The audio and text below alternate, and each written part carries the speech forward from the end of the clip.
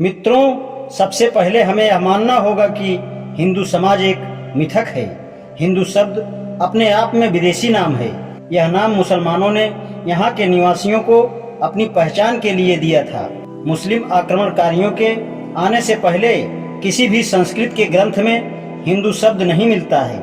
इसका एकमात्र कारण यह था कि उस समय के लोगों को इस नाम की जरूरत ही नहीं पड़ी, क्योंकि उस समय उनमें यह भाव ही नहीं था कि वे समान अधिकारों वाले समाज के अंग हैं। इस प्रकार के हिंदुओं के समुदाय को एक संगठित समाज नहीं माना जा सकता।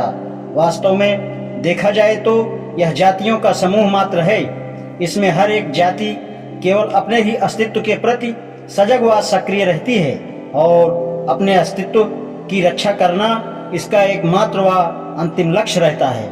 समुदाय में रहते हुए भी हिंदुओं में संघ भावना नहीं पाई जाती है, अर्थात हिंदू समाज को जातियों का संघ भी नहीं माना जा सकता। किसी भी जाति को यह एहसास नहीं है कि दूसरी जातियों से भी उसका कोई संबंध है।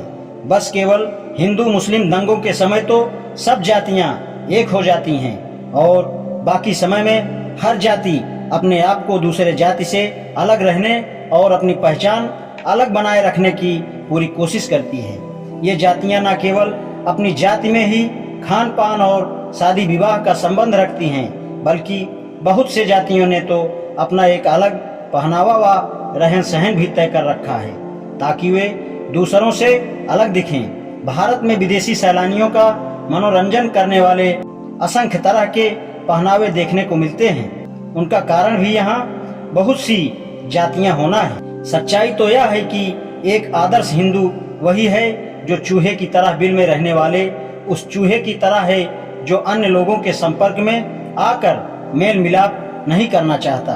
हिंदुओं में सामूहिक चेतना की भारी कमी पाई जाती है।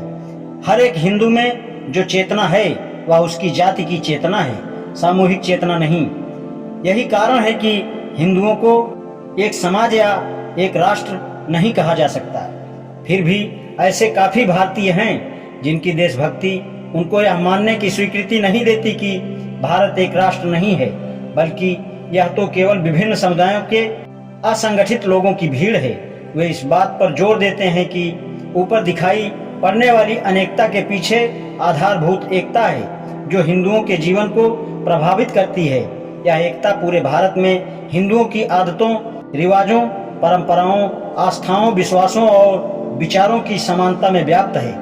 लेकिन इसी के कारण इस नतीजे पर नहीं पहुंचा जा सकता कि हिंदू एक समाज का निर्माण करते हैं। ऐसा सोचना किसी समाज के गठन में आवश्यक अवयवों को समझने में गलती का परिणाम होगा।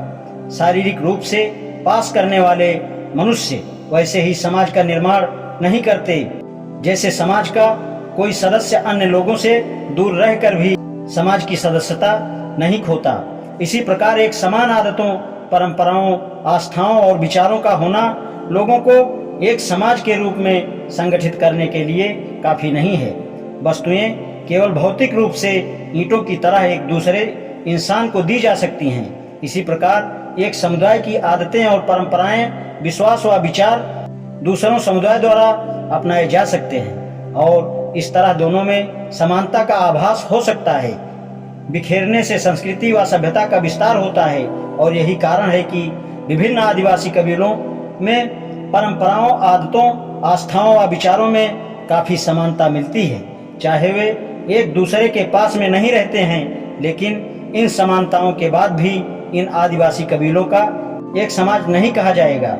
इसका कारण यह है कि केवल कुछ समानताएं एक समाज की बनावट के लिए काफी नहीं हैं। लोगों के मिलने से समाज का निर्माण होता है, क्योंकि उनके पास कुछ चीजें ऐसी हैं जिन पर उन सबका समान अधिकार है।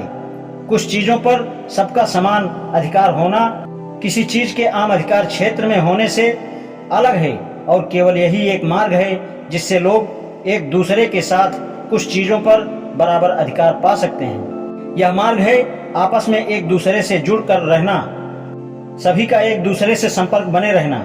इसी बात को दूसरे ढंग से कह सकते हैं कि समाज में आपसी संपर्क और संवाद को बनाए रखकर ही अपने अस्तित्व को कायम रखा जा सकता है। ठोस बात यह है कि यदि कुछ लोगों के आचरण दूसरे लोगों के आचरण के समान है तो यह काफी नहीं होगा। समानांतर व्यवहार चाहे समानता लिए ही क्यों ना हो, लोगों को एक समाज में बांधने में सक्षम नहीं है। यह इस तथ्य से साबित होता है कि इंदौर की विभिन्न जातियां कई त्योहार मनाती हैं, लेकिन समान त्योहार विभिन्न जातियों द्वारा समान रूप से मनाए जाने पर भी एक समाज के रूप में नहीं बच पाते हैं। इसके लिए यह जरूरी है कि एक व्यक्ति सामूहिक गतिविधियों में भाग लें और योगदान करें। इससे दूसरों को भी प्रोत्साहन मिलेगा।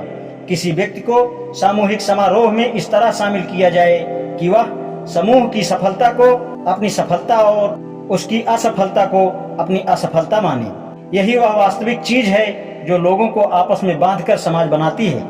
जाति प्रथा समान व सामूहिक समारोह या क्रियाकलाप को रोककर इसने हिंदुओं को एक ऐसा समाज बनाने से रोक दिया जिसका एकता भरा जीवन हो, और अपने अस्तित्व में होने का एहसास होने से रोका है।